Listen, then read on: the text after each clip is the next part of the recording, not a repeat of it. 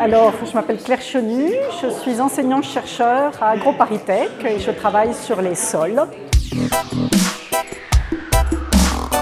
Alors, un sol, c'est ce qui se forme à la surface de notre planète sous l'action du climat, de l'activité biologique et parfois des interventions humaines.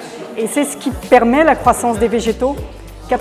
Plus de 90% de l'alimentation sur notre planète, l'alimentation humaine sur notre planète, vient directement ou indirectement des sols. Donc les sols sont essentiels à notre alimentation et à la vie.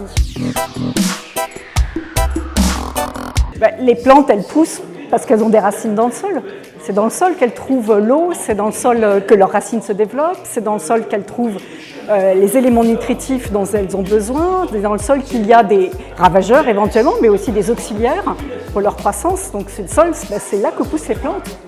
Et puis les sols sont aussi importants parce que c'est là que nous mettons une partie de nos déchets, et c'est ce qui permet le recyclage de nos déchets, ce qui en fait de nouveau des éléments nutritifs. Les sols ont un rôle très important dans la régulation de l'érosion, un sol important dans la régulation du cycle de l'eau, dans la régulation du climat. Donc les sols touchent nos activités humaines de multiples manières. Les sols sont très importants.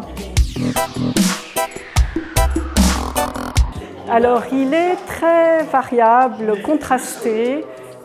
Et un bilan a été fait de manière très approfondie il y a quelques années. On a un réseau de suivi de la qualité des sols en France, pas beaucoup de pays ont ça. Le constat est préoccupant pour un certain nombre de choses, c'est-à-dire la principale menace sur les sols en France, c'est l'artificialisation. Donc en fait, c'est la disparition des sols, et surtout des sols agricoles, pour urbaniser.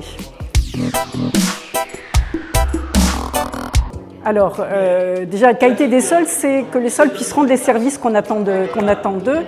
On peut améliorer la qualité des sols, en particulier en favorisant le cycle des éléments, en restituant de la biomasse, en restituant de la matière organique. Alors, ça peut être la biomasse qui a poussé sur le sol, des cultures intermédiaires en plus des cultures par exemple, ou ça peut être apporter des composts, apporter des fumiers.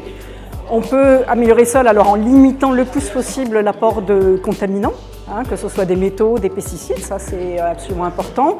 Ce qui est souvent favorable aussi, en particulier à l'activité biologique, c'est de ne pas trop perturber mécaniquement le sol. Voilà. Et puis il faut les préserver, ne pas les bétonner. Alors, sur la question des sols, c'est que malgré les changements climatiques en cours, malgré l'augmentation de la population, malgré les pressions croissantes sur l'environnement, que les sols puissent toujours permettre qu'il y ait une production de nourriture saine, sans contaminants,